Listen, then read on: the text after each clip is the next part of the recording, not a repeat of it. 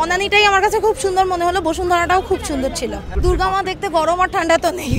2 মাস আগে থেকে already complete করে বসে আছি যে কবে পূজা আসবে, তাও শেষ হয় না, পূজার আগের দিনও শেষ হয়। মণ্ডপ দেখা হয়েছে, এই বনানীটাই আমার কাছে খুব সুন্দর মনে হলো, বসুন্ধরাটাও খুব সুন্দর ছিল। প্রতিটা দুর্গা মাই এবার খুবই সুন্দর হয়েছে। আচ্ছা, প্রতিবারই তো হচ্ছে মণ্ডপ ঘোরা হয়, এবারও ঘুরছেন, এবার কি ব্যতিক্রমী কিছু দেখেছেন বা যেটা আলাদা ভালো লাগছে?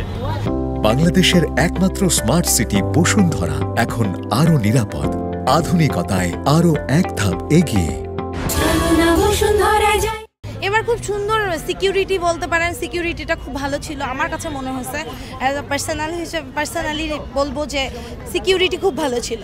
আচ্ছা, এবার কিন্তু একটু গরম, এই গরমের মধ্যেও ঘুরে দুর্গা মা দেখতে গরম আর ঠান্ডা তো নেই। আজকে বৃষ্টিটা হয়ে একটু ভালো, কিন্তু তাও তো গরম তো থাকবেই। আচ্ছা, পূজার আগে এবারে কেনাকাটা কেমন হয়েছে?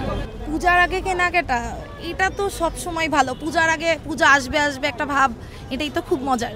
অনেকে শুনছি যে 1 মাস আগে থেকে 2 মাস আগে থেকে শপিং করছে, আপনি কি ধরনের? 2 মাস আগে থেকে অলরেডি কমপ্লিট করে বসে আছি যে কবে পূজা আসবে, তাও শেষ হয় না, পূজার আগের দিনও শেষ শপিং করেছি।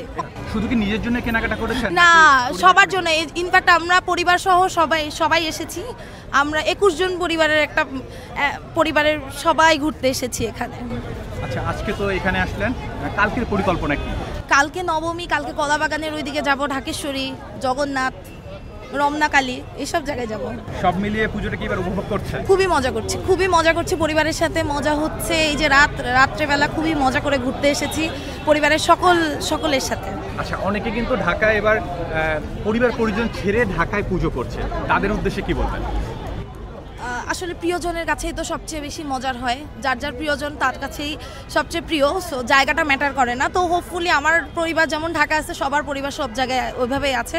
তো আমি বলবো ঢাকায় বেশ মজা হচ্ছে, বেশ মজা।